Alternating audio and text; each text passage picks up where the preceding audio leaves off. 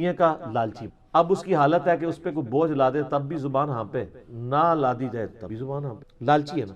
تو یہ بالکل جھوٹ ہے. اور میں بتاؤں یہ اس طرح کے جھوٹ جب یہ بولتے ہیں نا تو یہ پکڑے جاتے ہیں. ہمارے یہاں پہ ایک بزرگ ہیں تو وہ جب ہماری دعوت کے ساتھ اٹیچ ہوئے، پروگرام اٹینڈ کیے، 60+ ان کی ایج تھی، تو ان کا دماغ کھل گیا. پہلے وہ اتنے کٹر دیوبندی تھے کہ ان کی دکان کے بالکل ساتھ اہل حدیث کی مسجد تھی، لیکن انہوں نے پوری زندگی کبھی ادھر نماز نہیں پڑھی. اور نمازی پکے، اذان ہوتی تھی وہاں سے اتنی دور موٹر بائک چلا کے اپنی دیوبندیوں کی مسجد میں نماز پڑھ کے واپس آتے تھے. تو ان کی اولاد بھی کنکلوڈ کر بیٹھی تھی کہ ان کے لیے تو کوئی ہدایت نہیں. لیکن ہدایت تو پھر ان کو ہمارا تعارف ہو گیا.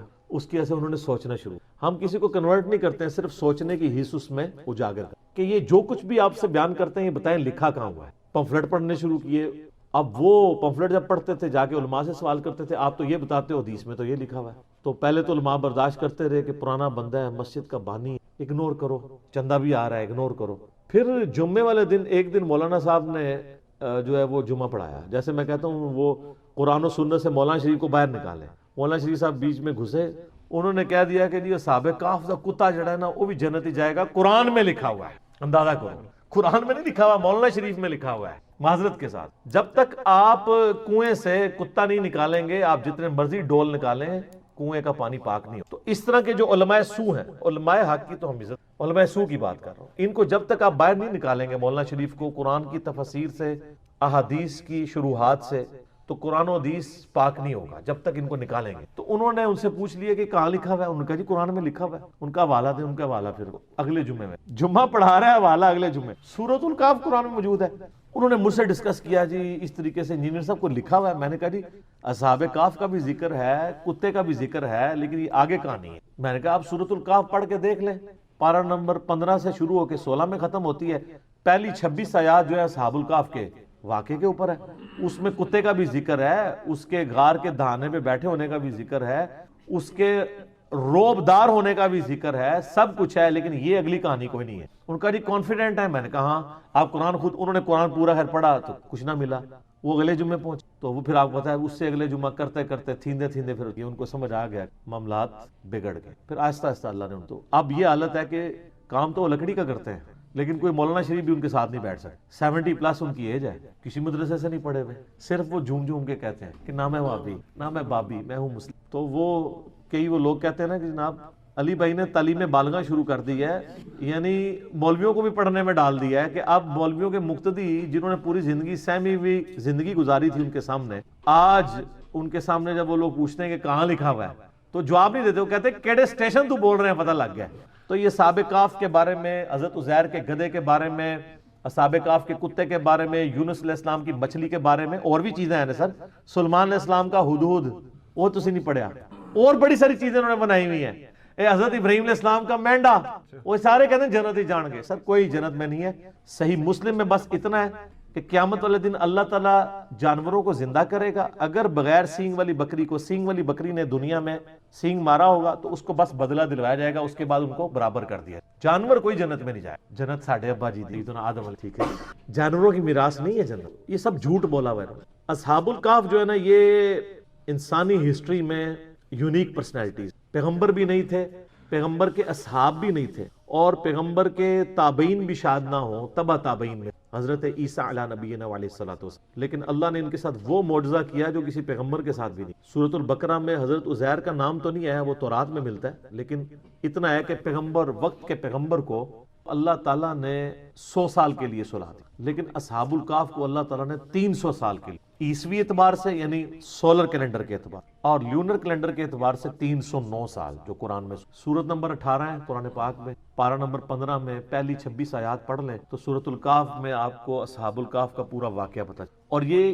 کرسچن ٹریڈیشن میں بھی 7 سلیپرز کے نام سے مشہور، 7 یعنی اللہ کے نیک بندے سونے والے، اور 8واں ان کا کتا تھا. کرسچنز بھی ان کو اولیاء اللہ کے طور پر مانتے ہیں. یہ سمجھ لیں حضرت عیسیٰ کے تبع تابعین میں سے، حضرت عیسیٰ علیہ السلام کے رفع سماوی یعنی دنیا سے اٹھائے جانے کے آلموسٹ آپ سمجھ لیں 100 سال بعد کا یہ واقعہ ہے. 146 آج چل رہا ہے 2019 14 نومبر. قرآن حکیم میں اللہ تعالیٰ فرماتا ہے چند نوجوان تھے، بوڑھی ہڈیاں نہیں، بات کو چند نوجوان. اذ اول فتیۃ الی الکہف فقالوا ربنا آتنا من لدنک رحمتا وہیئ لنا من امرنا. چند نوجوان تھے جب انہوں نے ایک غار میں پناہ، اور وہاں انہوں نے دعا کی اے رب ہمارے آتینا من لدنک رحمہ، ہمیں اپنے پاس سے رحمت عطا فرما، اور ہمارے ہر معاملے میں کامیابی کی کوئی راہ نہیں۔ اتنی کامل دعا ہے۔ میں اکثر اپنے بھائیوں سے کہتا ہوں اس سب کانٹیننٹ کے معاشرے میں ہم نے اس کمزور سے پلیٹ فارم سے یہ جو دعوت لانچ کی ہے اور آج تمام مکاتب فکر پہ سارے بر اعظموں پہ جا کے چھا گئی ہے، اس کے پیچھے جو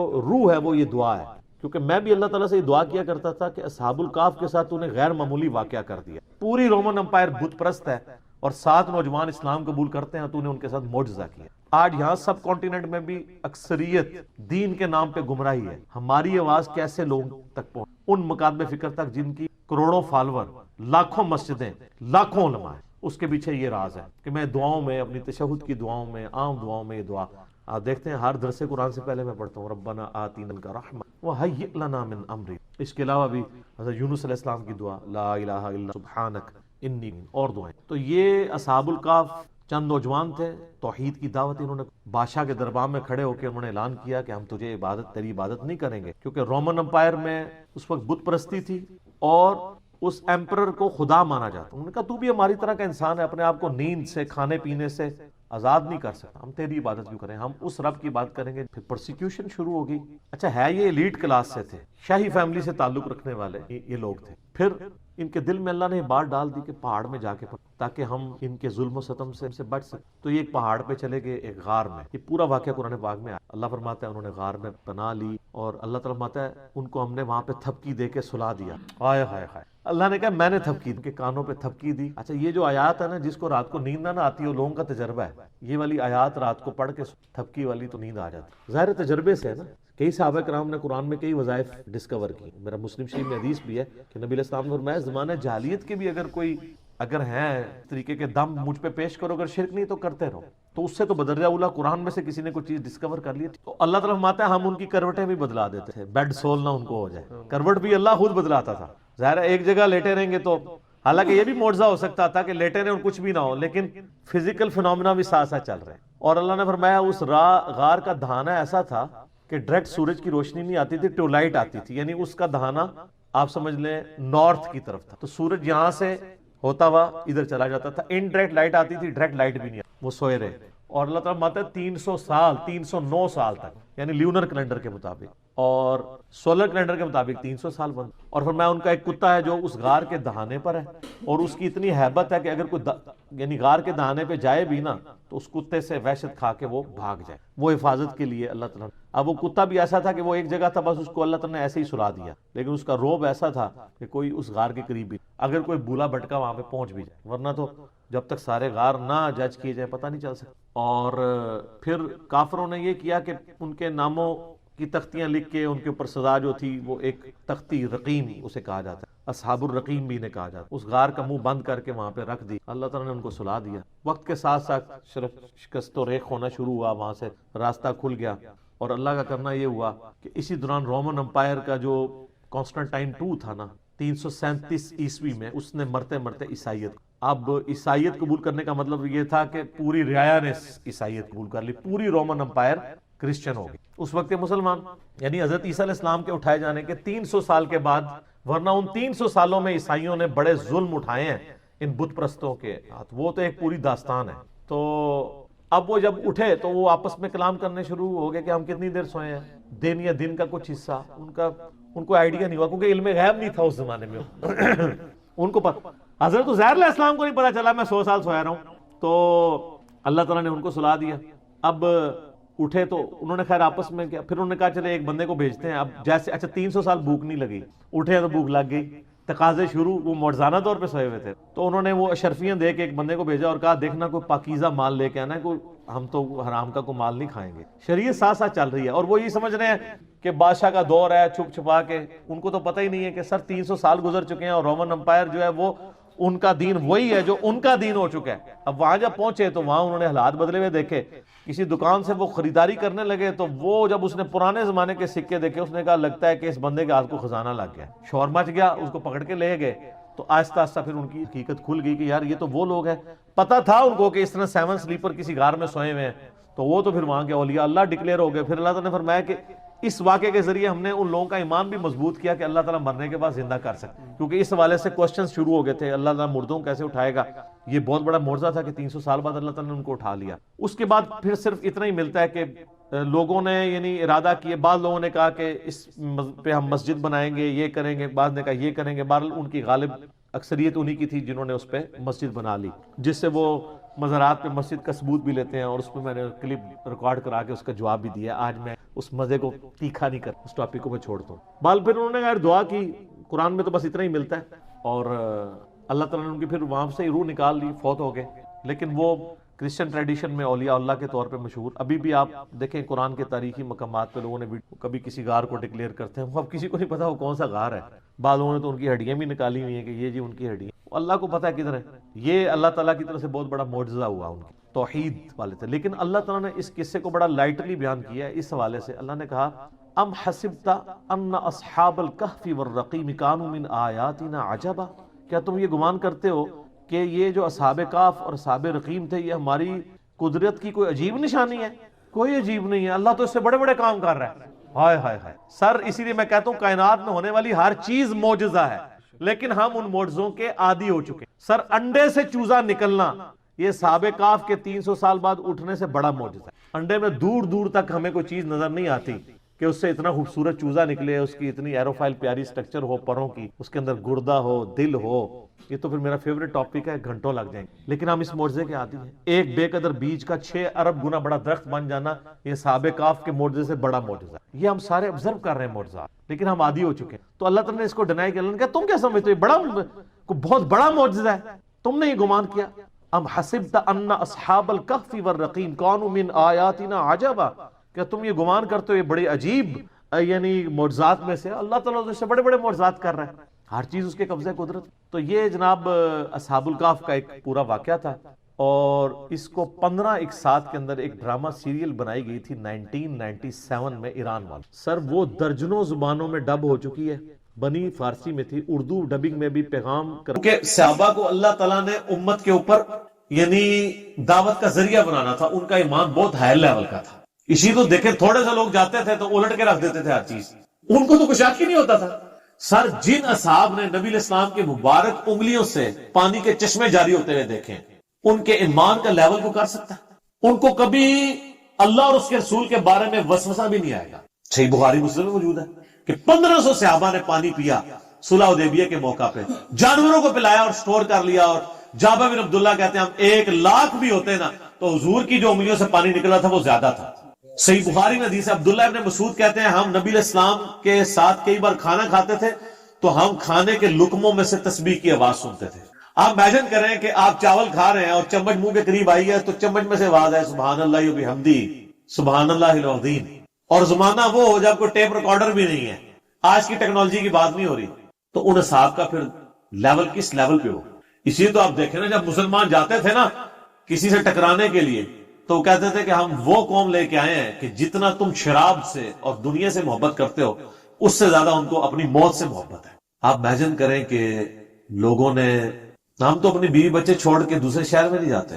آپ امیجن کریں کہ جو لوگ جنگ قادسیہ میں پرشین امپائر کے خلاف لڑنے کے لیے گئے ہیں سعد بن ابی وقاص کی قیادت میں، 8,500 مسلمان اس میں شہید ہوئے ہیں کئی ہاتھیوں کے نیچے آ کے. آج ان 8,500 کا ڈیٹا ہمارے پاس نہیں ہے، صرف ایک فگر پتا ہے.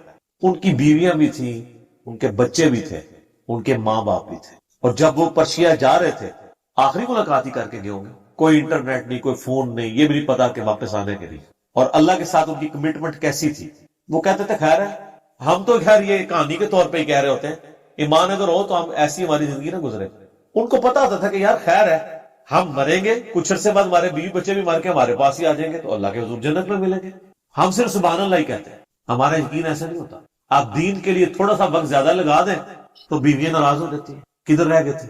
اور وہی بندہ اگر یہ کہے کہ میں آج وہ 3-4 ذرا بھاری گاہک آگے تھے اس کی وجہ سے رکنا پڑ گیا، تو نہ بیوی ماشاءاللہ ملک شیک بھی بنا کے سامنے رکھے گی کہ میرا خامد بڑی محنت کر کے آیا ہے. سر چیک کر لیں. اور اگر دین سے ہو کے آ رہا ہے تو شاید آپ سے روٹی بھی چھین لے کہ جتنے بیٹھے ہیں سر جنہاں کو روٹی کھا کے آنی سی نا.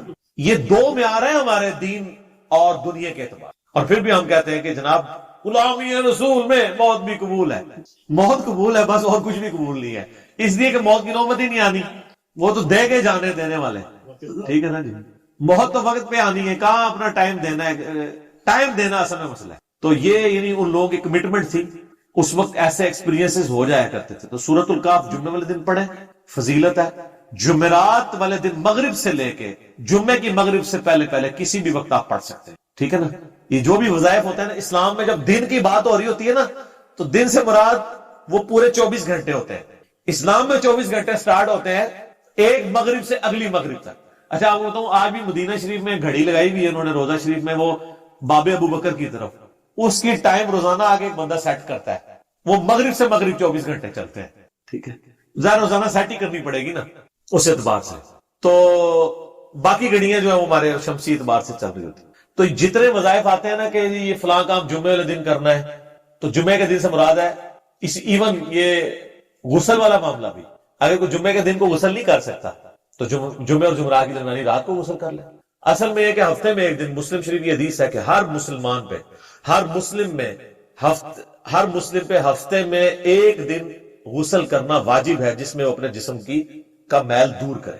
وہ آپ کسی بھی دن کر سکتے ہیں، لیکن سب سے بہتر ہے کہ آپ جمعے والے دن کریں. ویسے مسلمان تو آپ کو پتا ہے پانی کی مچھلی ہے، مسلمان کا تو گزارا ہی نہیں ہوتا غسل کے بغیر، ٹھیک ہے. اصل کے ٹائم پہ میں اس وقت پڑھ رہا تھا کہ سعودی آ گیا میرے کو سعودی، یہ اس کا کوئی فائدہ نہیں ہے، یہ جمعے سے پہلے پڑھیں. نہیں وہ تو آپ کلیئر ہو گیا نا. سعودیہ والوں کو تو سعودیہ والے اب خود یہاں ای میل کر کے دین سیکھ رہے ہوتے ہیں. صحیح بات، میں آپ کو صحیح بتا رہا ہوں. مان لی جائے نا تو 99% احادیث صرف درود کے بارے میں، سلام کے بارے میں نہیں ہے. مثلا صحیح مسلم میں جو حدیث ہے، جو شخص اذان کا جواب دے اس کے بعد مجھ پر درود پڑھے، تو جو ایک دفعہ درود پڑھے گا اللہ اس پہ 10 رحمتیں نازل فرمائے گا. اور پھر آپ علیہ السلام نے فرمایا اس کے بعد اللہ کے حضور میرے لیے الوسیلہ والی دعا مانگے تو میری شفاعت اس کے لیے حلال ہو جائے گی. اس میں سلام تو ہے نہیں ہے، وہاں تو کسی نے اللہ کے نبی علیہ السلام کو مشورہ نہیں دیا کہ آپ یہ ناقص بات کیوں کر رہے ہیں، درود والی آپ کو سلام بھی ساتھ کہنا چاہیے. خام خواہ یہ انٹرچینجبل الفاظ ہے، جس طرح اردو میں بھی خوش و خرم. درود اور سلام، درود کیا ہے؟ ہم یہ ویسے فارسی زبان کا لفظ ہے، عربی میں صلاح دعا ہے، دعائے رحمت نبی علیہ السلام کے لیے. اور سلامتی کیا ہوتی ہے؟ وہ بھی دعائے رحمت ہی ہوتی ہے. یعنی ایک انداز ہے دونوں اعتبار سے، نبی علیہ السلام پہ کوئی درود پڑھے یا سلام پڑھے، بات تو ایک ہے. سنن نسائی میں حدیث ہے جو مجھ پر ایک دفعہ درود پڑھتا ہے اللہ تعالیٰ اس پہ 10 دفعہ رحمت نازل فرماتا ہے، اور جو ایک دفعہ سلام پڑھتا ہے اللہ تعالیٰ اس پہ 10 دفعہ سلامتی نازل فرماتا ہے. آپ نے کبھی اس کو آپس میں کمپیئر ہی نہیں کروایا. جامعہ ترمذی میں حدیث ہے قیامت والے دن سب سے زیادہ میرے نزدیک وہ ہوگا جس نے دنیا میں سب سے زیادہ مجھ پہ درود پڑھا ہوگا، اس میں سلام کا ذکر ہی کوئی نہیں موجود ہے. جامعہ ترمذی میں ایک حدیث ہے جس کی سند کمزور ہے، لیکن اس کی صحیح سند المستدرک للحاکم کے اندر ہے، فضل الصلاۃ علی النبی کے اندر موجود ہے کہ نبی علیہ السلام ایک دفعہ مسجد میں تشریف لائے تو ممبر کی پیری سیڑھی پر قدم رکھا، فرمایا آمین، دوسری پہ رکھا فرمایا آمین، تیسری پہ رکھا فرمایا آمین. صحابہ نے کہا ہم نے آپ کو آج وہ عمل کرتے ہوئے دیکھا جو پہلے نہیں دیکھا. تو آپ نے فرمایا کہ جبرائیل علیہ السلام میرے پاس آئے تھے اور انہوں نے کہا کہ یا رسول اللہ میری دعا کے اوپر مہر لگائیں، آمین کہیں کہ ہلاک ہو جائے وہ شخص جس کے سامنے آپ کا ذکر ہو اور وہ آپ پر درود نہ پڑھے. اللہم صلی علی محمد وعلی آل محمد. ایک مجلس میں ایک دفعہ پڑھ لینا کافی ہوتا ہے، ہر دفعہ پڑھیں تو بہت اچھی بات ہے. تو میں نے کہا آمین.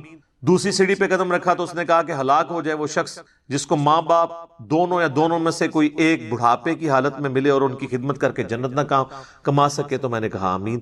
اور تیسری سیڑھی پہ اس نے کہا کہ جو شخص رمضان کا مہینہ پائے اور اللہ سے اپنی مغفرت نہ کروا سکے وہ بھی تباہ و برباد ہو جائے. تو میں نے کہا آمین. تو وہاں پہ بھی درود کے الفاظ ہیں. جامعہ ترمذی میں مولا علی علیہ السلام نے حدیث روایت کی ہے کہ نبی صلی اللہ علیہ وآلہ وسلم نے فرمایا اصل میں کنجوس وہ شخص ہے جس کے سامنے میرا ذکر ہو اور مجھ پر درود نہ پڑے. اللہم صلی علی محمد وعلی آل محمد. سنن نسائی کے اندر حدیث موجود ہے، نبی علیہ السلام نے فرمایا جو مجھ پر ایک دفعہ درود پڑھتا ہے اللہ تعالیٰ اس پہ 10 رحمتیں نازل فرماتا ہے، اس کے 10 گناہ معاف کر دیتا ہے، اس کے 10 درجات بلند فرما دیتا ہے، اس کے لیے 10 نیکیاں لکھ دیتا ہے. وہاں پہ بھی درود کے الفاظ ہیں. سنن نسائی میں ایک اور حدیث ہے، زید ابن خارجہ کو نبی علیہ السلام نے فرمایا کہ مجھ پر درود کو لازم کر لو اور اپنی دعاؤں میں درود پڑھا کرو اور کہا کرو اللہم صلی علی محمد وعلی آل محمد. یہ میرا وظیفہ بھی درود شریف مختصر ترین درود ابراہیمی کا پہلا حصہ. اس میں تو حضور علیہ السلام نے سلام کا ذکر ہی نہیں کیا اور آپ فرما رہے ہیں دعا کے ساتھ درود پڑھو. تو آگے سے صحابی نے کہا کہ سلام نہیں پڑھوں گا تو اللہ کے حکم کی نافرمانی ہو جائے گی اور میں گستاخ ہو جاؤں گا تو میری دعا کہاں سے قبول ہوگی. کہانیاں کروائی ان لوگوں نے. درود کے الفاظ ہیں. جامعہ ترمذی میں ایک حدیث موجود ہے، ایک شخص آیا، اس نے نماز پڑھی اور ڈائریکٹ اللہ سے مانگنا شروع کر دیا. آپ نے فرمایا اس نے جلدی کی. ایک اور سائل آیا، اس نے پہلے اللہ کی حمد بیان کی، پھر درود پڑھا اور پھر اللہ سے مانگا. تو آپ نے فرمایا سل تعطا، سل تعطا، مانگ تجھے دیا جائے گا، مانگ تجھے دیا جائے گا. اور دوسرے شخص کو حضور نے بلا کے کہا کہ پہلے اللہ کی حمد بیان کرو، پھر مجھ پہ درود پڑھو، اور پھر اللہ سے مانگو. یہ دعا کا سلیقہ ہے. وہاں پہ بھی سلام کے الفاظ موجود نہیں ہیں. سر 99.99% احادیث میں صرف درود کے الفاظ ہیں. سلام کے بھی ہیں لیکن بہت کم حدیثوں میں. سنن نسائی میں حدیث ہے، زمین پہ اللہ کے فرشتے سیاحت کرتے ہیں، میرے امتیوں کا سلام میرے تک پہنچاتے ہیں، جو ہم نماز میں بھی پڑھتے ہیں، السلام علیکہ ایھا النبی. ہاں قبر رسول پہ پڑھیں تو وہ لادہ درجے کی ایک فضیلت ہے. وہ سنن ابی داؤد میں حدیث ہے، جو کوئی شخص مجھ پہ سلام پڑھے گا، امام ابو داؤد نے اسے قبر رسول کی حاضری والے چیپٹر میں لیا ہے، اللہ میری روح لوٹا دے گا، میں اس کے سلام کا جواب بھی دوں گا. یعنی یہ برزخی معاملہ ہے، اور روح کا لوٹنا بھی برزخی، ورنہ روح داخل کرنے اور نکلنے سے تو تکلیف ہوتی ہے. یہ برزخی معاملہ ہے. اور اگر وہ کہتا ہے نہیں یہ فزیکل ہے، تو کیا نبی علیہ السلام کے سلام کے جواب دینے کی آواز ہمیں باہر آتی ہے؟ نہیں. تو ہمارا بھی وہاں تک پہنچنا برزخی ہے، ان کا بھی ہم تک پہنچنا برزخی ہے. تو وہ قبر رسول کی حاضری کے لیے یہ اسپیشل پروٹوکول ہے. وہاں پہ ہم عرض بھی کرتے ہیں، المصنف ابن ابی شیبہ میں ہے، سنن الکبریٰ البیہقی میں موجود ہے، الموطا امام مالک میں موجود ہے، فضل الصلاۃ علی النبی 4 کتابوں میں، کہ عبداللہ بن عمر جب بھی سفر پہ جاتے یا واپس آتے تو مسجد نبوی میں 2 نفل پڑھتے، اس کے بعد قبر رسول پہ حاضر ہو کے عرض کرتے السلام علیکہ یا رسول اللہ. پھر سیدنا ابو بکر کی قبر کے سامنے آ کے السلام علیکہ یا ابا بکر، اور پھر السلام علیکہ یا عمر، یا السلام علیکہ یا ابتا، اے میرے باپ تجھ پہ سلام ہو. تو وہاں پہ سلام عرض کرتے تھے. تو درود اور سلام دونوں انٹرچینجبل الفاظ ہیں، ایک دوسرے کی جگہ لیتے ہیں. یہ اگر کوئی کسی جگہ پر درود پڑھنا ہے، وہاں پہ کوئی درود اور سلام میں سے کوئی ایک چیز بھی پڑھ لے تو وہ کافی ہو جاتا ہے. تو ہم یہی تو کر رہے ہوتے ہیں. مجھے بتائیں، حضرت عیسیٰ علیہ السلام کا جب نام آتا ہے تو بہت کم دفعہ ہم کہتے ہیں علیہ الصلاۃ والسلام. اکثر ہم کیا کہتے ہیں؟ عیسیٰ علیہ السلام، ابراہیم علیہ السلام. لیکن محمد علیہ السلام آپ نے بہت کم سنا ہوگا، کیونکہ وہاں ہم صلی اللہ علیہ وآلہ وسلم کہہ رہے ہوتے ہیں. ادروائز یہاں پہ بھی محمد علیہ السلام بھی کہہ سکتے ہیں ہم، کوئی حرج نہیں ہے. تو یہ خام خواہ ان چیزوں کو یہ ایشو بناتے ہیں اور پھر لوگوں کے اوپر فتوے لگاتے ہیں، اور انہوں نے یعنی چیزیں ڈیوائز کی ہوئی ہیں، اور وہ کہتے ہیں جی اب جو بندہ جمعے کے بعد مصطفیٰ جان رحمت پہ لاکھوں سلام نہیں پڑھتا تو وہ اس کے دل میں بغض رسول ہے. دیکھیں اندازہ کریں. یعنی اس کا تو مطلب یہ ہے کہ کل کو میں کوئی مسجد بناؤں اور اس میں اپنا لکھا ہوا کوئی نعتیہ کلام وہاں پہ جاری کر دوں ہر نماز کے بعد، جس میں نبی علیہ السلام کی تعریف ہو، اور جو کوئی شامل نہ ہو، میں کہوں یہ گستاخ رسول ہے. پھر ہمیں مصطفیٰ جان رحمت پہ لاکھوں سلام سے کوئی چڑ نہیں. میں تو یہاں پڑھوایا ہے اسٹیج سے کئی دفعہ. اس کے بعد اشعار تو بہت ایکسٹراآرڈنری اشعار ہے. چند ایک چیزوں سے ہمیں بھی اختلاف ہے. نعت کے طور پہ آپ ضرور پڑھیں. وہ صحیح مسلم میں حدیث ہے کہ حسان ابن ثابت جو تھے وہ نبی علیہ السلام کے لیے نعت پڑھا کرتے تھے. باقاعدہ نعت یہ اشعار موجود ہیں، اور بخاری اور مسلم دونوں میں حدیث ہے اے اللہ روح قدس کے ذریعے حسان کی مدد فرما، جس طرح کہ عیسیٰ ابن مریم کی ہوئی تھی. نبی علیہ السلام تو دعا کرتے تھے نعت پڑھنے والوں کے لیے. نعت کے طور پہ ضرور پڑھیں، لیکن جب آپ کسی چیز کو اجتماعی عبادت کی شکل دیں گے اور اسے کسی جگہ فکس کریں گے، جس طرح انہوں نے ہر نماز جمعہ کے بعد صلاۃ السلام کھڑے ہو کے یوں پڑھتے ہیں اور اسے فکس کر لیا اس اعتبار سے، اور کھڑے ہو کر صلاۃ السلام ایک دائرہ بنا کے، اور جو نہیں پڑھتا اس کو کہتے ہیں اس کے دل میں بغض ہے. حالانکہ ان سے پوچھے کہ صحابہ کرام صلاۃ السلام اس طرح جمعے کے بعد پڑھتے تھے؟ ہیں اینج کریں گے عربی میں ہی بتا دیں کہ پڑھتے تھے کہ نہیں. ہم کہتے ہیں یار اذان کے ساتھ درود نہ پڑھو، اذان کے بعد آپ درود اور دعا مانگو. مسلم شریف میں حدیث ہے شفاعت واجب ہو جائے گی. پہلے کیوں پڑھتے ہو؟ اس کا حصہ کیوں بنا دیا ہے؟ وہ کہتے ہیں ہم وقفہ کر لیتے ہیں، اور وقفہ بھی کرتے ہیں جب بجلی ہو، جب بجلی آف ہو، اسپیکر بند ہو، تو بغیر صلاۃ السلام کے ہی اذان دے دیتے ہیں، کیونکہ وہ کسی اور کو سنا رہے ہوتے ہیں. تو کہتے ہیں جی کیا ہوا اگر ہم نے پہلے بلا لیا؟ تو ہم کہتے ہیں کیا حضرت بلال نے صلاۃ السلام پڑھا تھا؟ ہیں؟ اور یہ سیم بات غلام سعود سعیدی صاحب نے بھی شرح صحیح مسلم میں، بریلویوں کے خود اتنے بڑے محدث گزرے ہیں اور کسی حوالے سے میرے استاد بھی ہیں، تو انہوں نے لکھا ہے کہ حضرت بلال کے دل میں ہم سے زیادہ عشق رسول تھا، لیکن وہ اذان سے پہلے درود و سلام نہیں پڑھا کرتے تھے. اور ان کی مسجد میں بلکہ 1-2 راتیں رہا بھی ہوں، تو انہوں نے منع کیا ہوا تھا وہاں. کبھی کبھار وہ اپنے مکتب فکر کے شر سے بچنے کے لیے 3-4 دن بعد نا ایک دفعہ درود پڑھوا لیتے تھے، وہ بھی بعد میں. ویسے وہ اذان کے ساتھ درود نہیں پڑھواتے تھے. تو ہم جب کہتے ہیں تو وہ فوراً فتویٰ لگاتے ہیں. وہ کہتے ہیں نہیں بغض ہے جبھی تو منع کر رہے ہیں نا. ٹائم کوئی اللہ نے بتایا نہیں ہے. اگر اللہ نے ٹائم نہیں بتایا تو جب مرضی پڑھیں. تو سر پھر ہم آپ سے عرض کریں گے کیا آپ مسجد میں جاتے وقت ٹوائلٹ کی دعا پڑھیں گے، یا ٹوائلٹ میں جاتے وقت دعا پڑھتے ہوئے ساتھ دروشی بھی پڑھیں گے؟ تو خود ہی ان کو سمجھ آ جائے گی بات کی کہ ہر چیز کا ایک وقت ہے. یہ تو اسی طریقے سے ہے، دروشی کا اگر کوئی وقت نہیں ہے تو پھر آپ قیام کے اندر سورہ فاتحہ کی جگہ دروشی پڑھنا شروع کر دیں گے، اپنی مطلب سے چیزوں کو اپنی مرضی سے چینج کریں گے. تو آپ حدیث سن لیں جامعہ ترمذی کے اندر عبداللہ بن عمر کے سامنے ایک شخص کو چھینک آئی, اس نے کہا الحمدللہ والسلام علی رسول اللہ, تمام تعریفیں اللہ کے لیے اور سلام ہو نبی صلی اللہ علیہ وآلہ وسلم پر. اچھا الصلاۃ والسلام نہیں انہوں نے پڑھا. یہ کہتے ہیں نا درود سلام کے بغیر ناقص ہے, تو سلام تو درود کے بغیر اس سے بڑا ناقص ہوگا, کیونکہ اصل چیز تو درود ہے, تو انہوں نے تو نہیں پڑھا. تو عبداللہ بن عمر نے کہا میں بھی پڑھتا ہوں الحمدللہ والسلام علی رسول اللہ عام حالت میں, لیکن یہاں چھینک کے ساتھ میں نہیں پڑھتا. یہاں ہمیں نبی علیہ السلام نے صرف تعلیم فرمایا الحمدللہ یا الحمدللہ علی کل حال, تم وہی کہو جو نبی علیہ السلام نے تعلیم فرمایا. تو اس نے 295 سی نہیں لگوائی عبداللہ بن عمر کے اوپر کہ آپ درود کے منکر ہیں, آپ نہیں مانتے درود شریف کو. ان کی تربیت نبی علیہ السلام نے کی تھی. بخاری اور مسلم دونوں میں حدیث ہے, ایک صحابی کو آپ صلی اللہ علیہ وآلہ وسلم نے رات کے وقت وضو کے بعد سونے سے پہلے ایک دعا تعلیم کی. اس میں الفاظ تھے بِنَبِيِّكَ الَّذِي أَرْسَلْتَ, میں ایمان لایا اس پر جو میرے نبی کے ساتھ, تیرے نبی کے ساتھ اے اللہ نازل ہوا. تو اس نے اس دعا کو ریپیٹ کرتے ہوئے پڑھ دیا بِرَسُولِكَ الَّذِي أَرْسَلْتَ. بہتر الفاظ استعمال کیے, سپرلیٹو ڈگری ہے رسول. رسول تو صرف 315 ہے, باقی تو 1 لاکھ سے زیادہ انبیاء ہی ہیں. تو آپ فرمایا تم نے میرے الفاظ کیوں چینج کیے, وہی کہو جو میں نے کہا ہے. تو اس نے آگے سے نہیں کہا کہ یا رسول اللہ میں نے تو بہتر ڈگری لگا دی ہے, تو آپ قبول کر لیں, اس کو بدعت حسنہ کے طور پہ قبول کر لیں. آپ علیہ السلام کو پتا تھا کہ الفاظ نہ چینج کریں گے تو پھر معاملات خراب ہوں. اچھا پھر ان کے پاس ایکسکیوز باقی رہ کے وہ رہ جاتا ہے, وہ دیکھیں جی منع کہاں ہے. اس کا بھی ہم نے ان کو جواب دیا ہے کہ منع تو ہو گیا نا جب جنرلی آپ علیہ السلام نے فرما دیا. صحیح مسلم میں 2005 نمبر حدیث امام جعفر نے امام باقر سے اور امام باقر نے جابر بن عبداللہ سے روایت کی رضی اللہ عنہم اجمعین و علیہم السلام اجمعین کہ نبی علیہ السلام ہر خطبے سے پہلے کہتے تھے اما بعد فإن خیر الحدیث کتاب اللہ وخیر الہدی ہدی محمد صلی اللہ علیہ وآلہ وسلم وشر الامور محدثاتها وکل محدثۃ بدعہ وکل بدعۃ ضلالہ وکل ضلالۃ فی النار. کچھ الفاظ مسلم کے ہیں, کچھ سنن نسائی کے, کچھ ترمذی کے.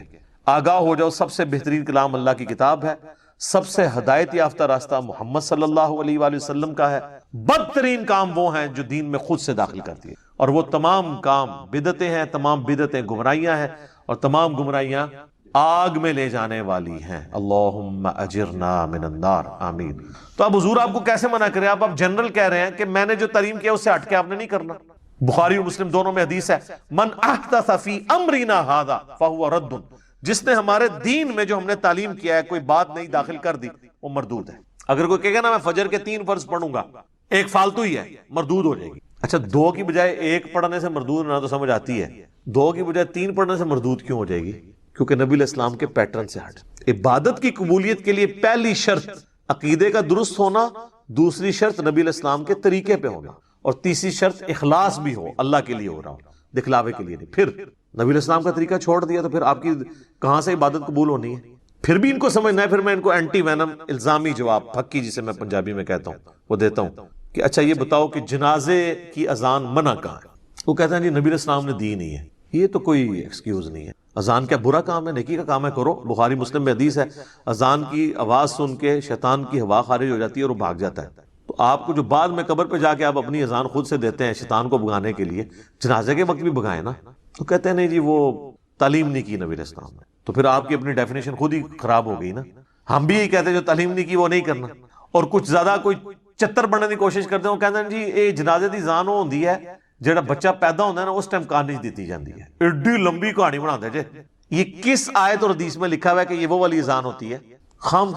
اذان کا مقصد ہمیشہ نماز کے اعتبار سے لوگوں کو بلانا ہوتا ہے. تو اس کا تو مطلب ہے کہ جب بچے کے کان میں اذان دی جائے تو سپیکر میں دیا کریں تاکہ سارے گھر آپ کے پہنچ جائیں اور کہیں جی آج جنازہ پڑھنا آیا ہے دسو کدوں ہونا ہے. پھر اس طرح کی گلاں ہون گے تے جو آپ اسی دیا گے نا, نان سینس باتیں کرتے. عید کے لیے میں نے بات کی, وہ کہتے ہیں جی دیکھیں جی بخاری مسلم میں آتا ہے کہ نبی علیہ السلام عید کی اذان نہیں دیا کرتے تھے, صرف جماعت ہوتی تھی. تو اس میں منع تو کہیں نہیں لکھا ہوا کہ آپ منع کرتے تھے, کیونکہ آپ تو کہتے ہیں جو اللہ کے نبی نے کیا یا نہیں کیا, اگر وہ اچھا کام ہے اور منع نہیں کیا تو جائز ہے, تو عید کی اذان دے نا. تو کہیں گے نہیں, تو یہاں پہ بھی آپ یہی سمجھیں. تو یہ بدعت کو سمجھیں, یہ بہت سینسٹیو ایشو ہے. اس طرح تو ہر شخص اپنی مرضی کا دین ڈیوائز کرنا شروع کر دے گا. وہ کہتے ہیں نہیں جی ایک حدیث ہے صحیح مسلم کے اندر کہ جس نے اسلام میں اچھی بدعت جاری کی اسے ثواب ملے گا, اور جتنے لوگ عمل کریں گے اس کا ثواب بھی ملے گا. جس نے بری بدعت جاری کی تو اس کا وبال اس پہ ہوگا، اور جتنے لوگ عمل کریں گے ان کا وبال بھی اس پہ پڑے گا۔ سر یہ کہیں مسلم شریف میں ان الفاظ کے ساتھ نہیں ہے، یہ الفاظ ہیں سنت حسنۃ اور سنت سیئۃ، جس نے اچھی سنت جاری کی اور جس نے بری سنت جاری کی۔ اچھا طریقہ، سنت مانے طریقے کے، اور یہ پوری حدیث جو ہے یہ بیان نہیں کرتے، اس میں خود ہی کلیئر ہو جائے گا کہ نبی علیہ السلام کے پاس کچھ نیو مسلم آئے جن کے پاؤں میں جوتیاں بھی نہیں تھیں اور غربت کے آثار ان پہ نمایاں تھے۔ نبی صلی اللہ علیہ وآلہ وسلم نے خطبہ دیا مسجد کے اندر نماز کے بعد، اور اس میں آپ علیہ السلام نے قرآن پاک سے جو ہے وہ انفاق فی سبیل اللہ سے متعلق آیات تلاوت کی اور ترغیب دلائی۔ تو لوگ اپنے اپنے گھروں کو گئے تاکہ ان نیو مسلمز کی مالی مدد کریں۔ تو ایک شخص گیا، وہ اتنا بڑا جو ہے نا وہ بھر کے نا بورا، صحابہ کہتے ہیں بڑی مشکل سے وہ گھسیٹتا ہوا لا کے مسجد کے سین میں اس نے رکھا۔ تو اس کو دیکھ کے باقی لوگوں کو بھی ہمت ہوئی، اپنے گھروں سے سامان لے کے آئے۔ تو نبی علیہ السلام نے اس شخص کے بارے میں فرمایا جس نے اسلام میں اچھا طریقہ جاری کیا، اسے ثواب ملے گا، اور جتنے لوگ اس کو دیکھ کے کریں گے اسے بھی ثواب ملے گا۔ تو یہ مسجد میں لا کے اللہ کی راہ میں خرچ کرنا، اس میں کون سی بدعت ہوئی تھی؟ یہ طریقہ تھا۔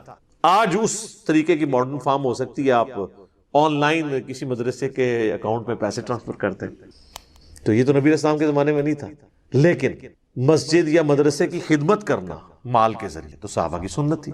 سیدنا عثمان نے 3 دفعہ جنت کی بشارت اسی کے اوپر پائی ہوئی ہے۔ طریقہ بدل گیا، طریقے تو بدلتے رہیں گے۔ نبی علیہ السلام نے اونٹ پہ حج کیا، ہم جو ہے وہ جہاز پہ جاتے ہیں۔ طریقہ بدلا لیکن عبادت کا طریقہ نہیں بدلا۔ مڑ مڑ کے مثال دے دینا، جی مسجد میں قالین ڈلوا لیے، اے سی لگوا لیے، یہ بدعت نہیں ہے سر، اس لیے کہ اس کا نماز سے کوئی تعلق ہی نہیں ہے۔ آپ تو زبان سے نیت کرتے ہیں، کبھی آج تک آپ نے کبھی دل میں بھی یہ نیت کی ہے، زبان سے تو نہیں کی ہوگی، کہ اوپر اس قالین کے، سامنے اس ٹھنڈے ٹھنڈے اے سی کے، نیچے اس فانوس کے، منہ طرف خانہ کعبہ شریف، تو اس کا مطلب دین کا حصہ ہی نہیں ہے۔ دین کو فیسیلیٹیٹ کرنے والا ایک طریقہ ہے، جیسے کہ صحیح بخاری اور صحیح مسلم، یہ امام بخاری امام مسلم نے ایک طریقہ اڈاپٹ کیا۔ یہ ویڈیو کیمرے میں ہم جو کچھ ریکارڈ کر رہے ہیں ایک طریقہ ہے، ریکارڈ دین ہی ہو رہا ہے، طریقہ ہے۔ تو طریقے تو اسی طریقے سے اگلے زمانوں میں لوگ گٹھلیوں کے اوپر شمار کرتے تھے، اب الیکٹرانک کاؤنٹر آ گئے، ایک اچھا طریقہ ہے۔ تو اسلام میں اس طرح کے طریقے جو جاری ہوئے ہیں ان کے اوپر بشارت ہے، اور برے طریقے اگر کوئی جاری کرے گا تو ظاہر ہے اس کے اوپر وبال ہوگا۔ تو یہ اچھی بدعت اور بری بدعت والا معاملہ نہیں ہے، اچھا طریقہ اور برا طریقہ ہے۔ بدعت کی ڈیفینیشن کو اس حوالے سے، اور پھر یہ اتنے اس معاملے میں سخت ہیں۔ اسی جمعے کو ہم نے ایک جگہ مسجد میں نماز پڑھی، اب وہ مسجد بھی یعنی وہ جنہوں نے بنوائی ہے، ایک بھائی ان کا اہل حدیث ہے، ایک بریلوی ہے، امام مسجد انہوں نے وہ رکھا ہوا ہے ایک بریلوی، اور جو خطبہ دیتے ہیں وہ ایک اہل حدیث ٹائپ ہیں بھائی، تنظیم اسلامی کے جو رفع الیدین سے نماز پڑھتے ہیں۔ تو نماز پڑھ کے ہم نکلے ہیں تو انہوں نے جناب سپیکر آن کر کے ایک بچہ کھڑا کر کے 2 بندے کھڑے کر کے مصطفیٰ جان رحمت اللہ کو سلام شروع کر دیا، اور عجیب و غریب نظروں سے باقیوں کو دیکھ رہے ہیں کہ یہ لوگ پڑھ نہیں رہے ہیں۔ انہوں نے یعنی یہ سمجھا کہ اب یہ اس جمعے کا حصہ بن گیا، تو بنا دیا انہوں نے۔ وہ کہتے ہیں جمعے والے دن درود شریف کی بڑی فضیلت ہے۔ سر درود شریف کی فضیلت ہے جب آپ انڈیویجولی پڑھتے ہیں، بالکل ہے، ابو داؤد میں حدیث موجود ہے، مشکات کے اندر بھی ہے کہ جمعے کا دن تمام دنوں کا سردار ہے۔ اس دن آدم علیہ السلام پیدا ہوئے، اس دن وہ فوت ہوئے، اس دن پہلا سور پھونکا جائے گا، اسی دن دوسرا سور پھونکا جائے گا۔ تم جمعے کے دن مجھ پہ درود کی کثرت کرو، بے شک تمہارا درود مجھ پہ پیش کیا جاتا ہے۔ ایک صحابی نے عرض کیا، اللہ کے نبی جب آپ مر جائیں گے اور آپ کی ہڈیاں مٹی میں مل جائیں گی، الفاظ ذرا غور، کوئی گستاخی کا فتویٰ نہیں لگا ان پہ، تو کیا آپ پہ اس وقت بھی درود پیش ہوگا؟ تو آپ نے فرمایا ان اللہ حرم علی الارض ان تاکل اجساد الانبیاء، بے شک اللہ نے مٹی کے لیے حرام کر دیا ہے کہ وہ نبیوں کے جسموں کو کھائے، مجھ پہ اس وقت بھی درود پیش ہوگا۔ تو ظاہر درود شریف جمعے والے دن پڑھنا چاہیے، اللہم صلی علی محمد وعلی آل محمد، ہم تو پڑھتے ہیں اہتمام کے ساتھ جمعے والے دن درود شریف، لیکن اس کو آپ مصطفیٰ جان رحمت پہ لاکھوں سلام کس طرح فٹ کر رہے ہیں؟ بریلویوں نے یہ نشانی بنا دی، دیوبند نے جی وہ ایک درود شریف وہ جی 80 دفعہ پڑھ لیں جمعے والے دن 80 سال کے گناہ معاف ہو جائیں گے۔ بریلویوں کو بھی بتایا جاتا ہے وہ اللہم صلی علی محمد النبی الامی وآلہ وسلم تسلیما۔ تو سر یہ القول البدیع کتاب میں موجود ہے اس کا ریفرنس، اور وہ جو اس کا راوی ہے نا امام سخاوی، وہ نبی علیہ السلام کے 500 سال بعد آیا اور اس نے بغیر سند کے یہ حدیث لکھی ہے۔ یہ حدیث کہاں ہے؟ اس کی کوئی ملتی جلتی کوئی سند موجود ہے طبرانی میں بھی، وہ بھی متروک اور ضعیف راویوں سے ہے۔ 80 سال کے گناہ اس طرح معاف نہیں ہوں گے، اسی تو لوگ پھر صرف جمعہ ہی پڑھتے ہیں، اس کے بعد 80 دفعہ درود شریف پڑھ لیتے ہیں، 5 وقت کی نماز ہی چھوڑی ہوئی ہے لوگوں نے۔ اس طرح نہیں 80 سال کے گناہ معاف ہوتے۔ تو درود شریف آپ پڑھیں، ضرور پڑھیں، لیکن جب آپ ایون آپ 100 دفعہ پڑھیں، 80 دفعہ پڑھیں، پڑھنا چاہتے ہیں ضرور پڑھیں، لیکن جب آپ ہلکا بنائیں گے، ایک اجتماعی شکل دیں گے، یہ یاد رکھیں پیٹ رول بدعت کا، انڈیویجولی آپ جو مرضی کریں جو کتاب و سنت میں آیا ہوا ہے ٹائم سے ہٹ کے بھی، تو اس کے اوپر کوئی فتویٰ نہیں لگتا. تو ہر شخص کو حق حاصل ہے نفلی عبادت جس ٹائم مرضی کرے، اللہ جن اوقات کے اندر منع ہے. وہ ہم یہی کہیں گے کہ منع کن اوقات میں. میں آپ کو نہیں کہوں گا اشراق آپ نے فجر کا وقت ختم ہونے کے 20 منٹ بعد ہی پڑھنی ہے، آپ بے شک 2 گھنٹے بعد پڑھ سکتے ہیں. لیکن جو اجتماعی چیزیں ہیں نا، جیسے ہی اجتماعیت آئے گی تو ہر وہ چیز جو نبی علیہ السلام نے تعلیم نہیں فرمائی بدعت ہو جائے. مثلا اگر کوئی اشراق کی اذان شروع کروا دے، اذان نہ بھی شروع کروائے، اعلانیہ کہنا شروع کر دے کہ آؤ جی اشراق پڑھیں، بدعت ہو جائے گی. ویسے مسجد میں لوگ جمع تھے، بائی چانس نفلی جماعت کروا لی، وہ بخاری مسلم میں حدیث ثابت ہے کہ ہو سکتا ہے. لیکن اسپیشلی روزانہ بیٹھنا، بندوں کو اکٹھا کر کے اشراق پڑھوانا جماعت کے ساتھ، بدعت. انڈیویجول آپ کریں، انڈیویجولی آپ تسبیح پہ پڑھیں، گٹھلیوں پہ پڑھیں، کوئی حرج نہیں ہے. ابو داؤد میں حدیث ہے، ایک صحابیہ پڑھ رہی تھی، نبی علیہ السلام نے اس کو منع نہیں کیا، بلکہ آپ نے کہا اس سے آسان وظیفہ تعلیم فرماتا ہوں. ہمارے نزدیک گٹھلیوں پہ پڑھنا جائز ہے، آپ تسبیح بھی پڑھ سکتے ہیں. لیکن اگر آپ بندے اکٹھے کر لیں اور آگے ایک چادر بچھا کے گٹھلیاں رکھ لیں اور اجتماعی اس کو شکل دے دیں تو اس کے اوپر بدعت کا فتویٰ لگ جائے گا. اور یہ میں بدعت کا فتویٰ اپنی طرف سے نہیں لگا رہا. سنن دارمی میں اتنی رکت انگیز حدیث ہے المقدمہ کے اندر، مقدمے کے اندر، سنت کی اہمیت کو اجاگر کرنے کے لیے. اور امام دارمی وہ ہیں جن سے آلموسٹ 70 احادیث امام مسلم نے لی ہیں. امام مسلم کے استاد ہیں امام دارمی. اور کتب ستہ کے بعد جس کتاب کا نمبر ہے نا، الموطا امام مالک اور مسند احمد کو چھوڑ کے، وہ سنن دارمی ہے. اس کے مقدمے میں یہ روایت موجود ہے، بریلویوں نے چھاپی بھی ہوئی ہے، آپ خود پڑھ لیں. کوفے کی جامع مسجد کے اندر کچھ لوگ بیٹھ کے گٹھلیوں کے اوپر پڑھ رہے ہوتے ہیں سبحان اللہ، الحمدللہ، لا الہ الا اللہ، اللہ اکبر. سر اس سے افضل کوئی وظیفہ ہی نہیں ہے. صحیح مسلم میں حدیث ہے کہ جن چیزوں پہ سورج طلوع ہوتا ہے نا، مجھے ان کلمات سے بڑھ کر کوئی اور عزیز چیز نہیں ہے. جن پہ بھی سورج طلوع ہوتا ہے، یعنی دنیا اور جو کچھ اس کے اندر ہے سے بڑھ کے مجھے محبوب ہے سبحان اللہ والحمدللہ ولا الہ الا اللہ واللہ اکبر. یہی تسبیح فاطمہ میں بھی الفاظ ہیں.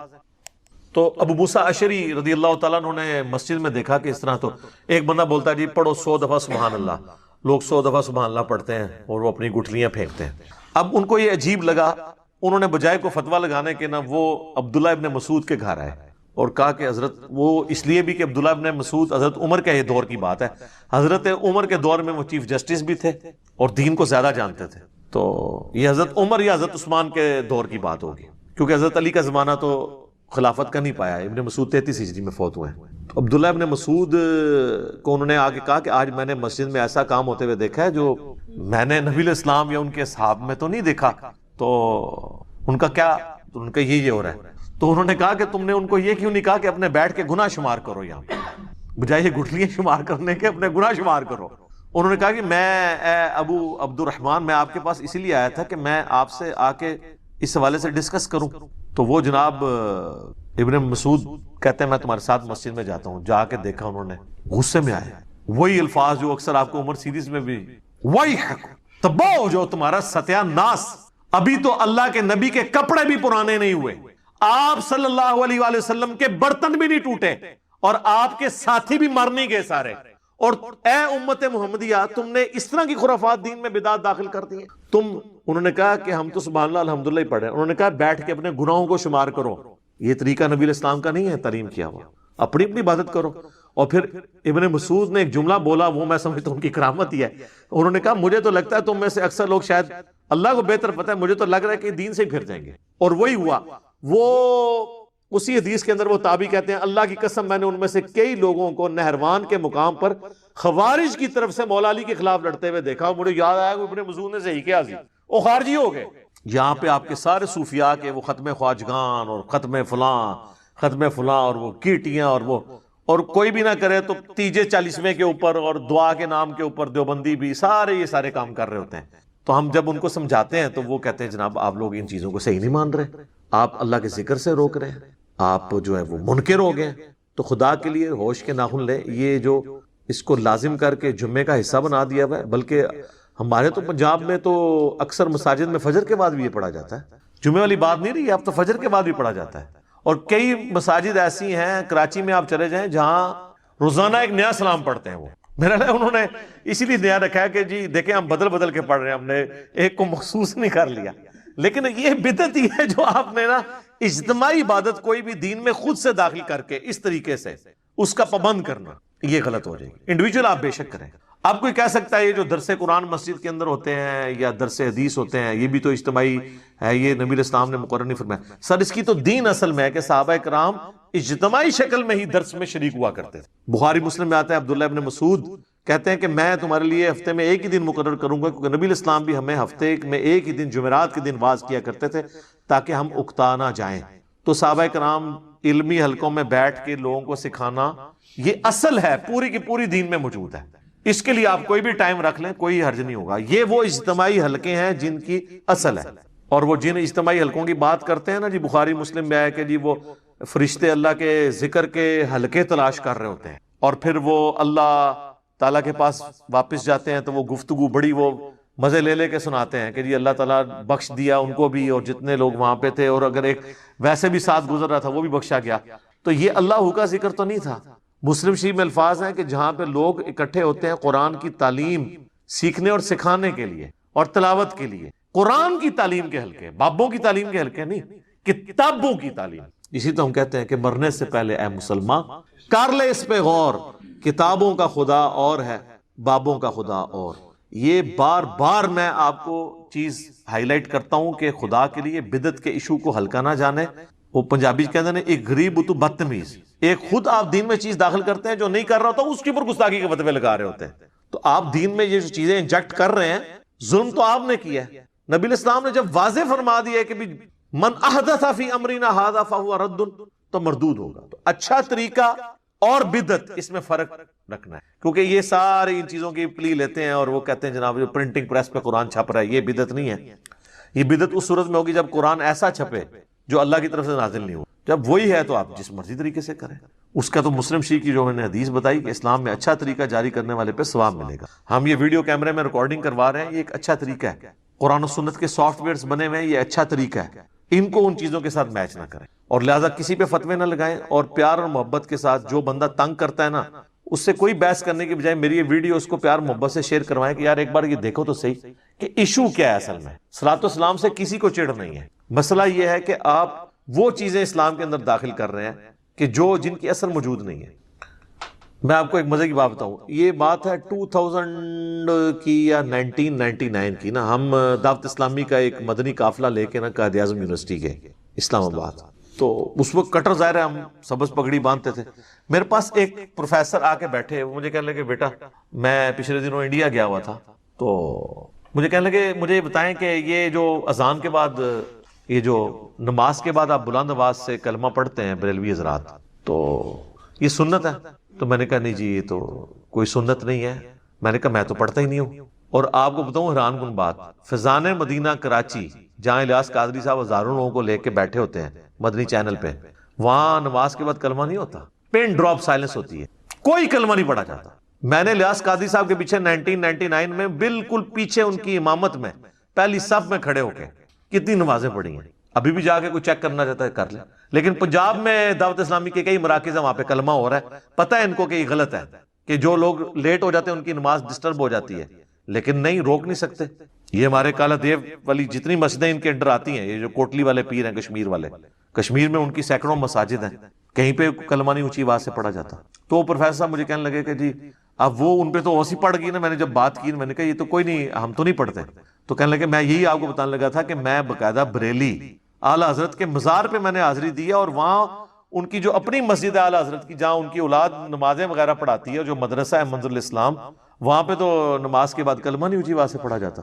تو پھر بریلوی خود بھی کیا بریلوی ہیں, یہ سوچنے کی بات ہے کہ بس ایویں سن سنا کے سنی, جس کو میں کہتا ہوں ٹنی, پڑھ پڑھا کے سننی نہیں. میں کہتا ہوں جی اعلیٰ حضرت کی تعلیمات میں کئی باتیں ایسی ہیں جن پہ یہ عمل کر لینا تو باقی مکاتب فکر کے ساتھ یہ کئی اختلافات ختم ہی ہو جائیں. احکام شریعت میں اعلیٰ حضرت نے لکھا ہے کہ نبی علیہ السلام کی مبارک جالیوں کے بارے میں کہ ان کو آپ چھو نہیں سکتے. عام قبر کے بارے میں لکھا ہے اس کے سامنے حد رکوع جھک نہیں سکتے. قبر کو چومنا, وہ کہتے ہیں چومنے میں اختلاف ہے, لیکن میرے نزدیک بہتر ہے کہ چوما بھی نہ جائے, حد رکوع جھکا بھی نہ جائے, اس کو ہاتھ بھی نہ لگایا جائے. تو یہ قبروں کو چومنے چاٹنے والے سارے لوگ کون ہیں؟ تو تعلیمات کو. اور اعلیٰ حضرت نے کوئی اسلام جاری نہیں کیا کہ بھی ان کی انہوں نے کہا کہ میری مسجد میں جو ہے مصطفیٰ جان رحمت پہ لاکھوں سلام پڑھا جائے. اب باقی انہوں نے وصایا شریف میں کہا تھا کہ میری میت کے ساتھ جو ہے نا وہ پڑھا جائے, وہ کعبے کے بدرود ہو جا تم پہ کروڑوں درود, وہ والا سلام. یہ والا اس میں پھر بھی نہیں ہے. لیکن یہ بھی مطلب میں ویسے انفارمیشن کے طور پہ بتا رہا ہوں. یہ نہ تسی کہو کہ جی یہ شروع کرا دینے جڑا اعلیٰ حضرت تو ثابت ہے. اعلیٰ حضرت سے نہیں ثابت دیکھنا, وہ آپ نے حضرت محمد صلی اللہ علیہ وآلہ وسلم سے ثابت دیکھنا ہے, جن کو آپ اعلیٰ نہیں کہتے ہیں, صرف حضرت محمد. فرق دیکھ لینا, وہ صرف حضرت محمد, یہاں اعلیٰ حضرت. میں کئی بار سنتا ہوں, آپ دیکھیں یہ اپنے علماء کے ناموں کے ساتھ اتنی لمبی لمبی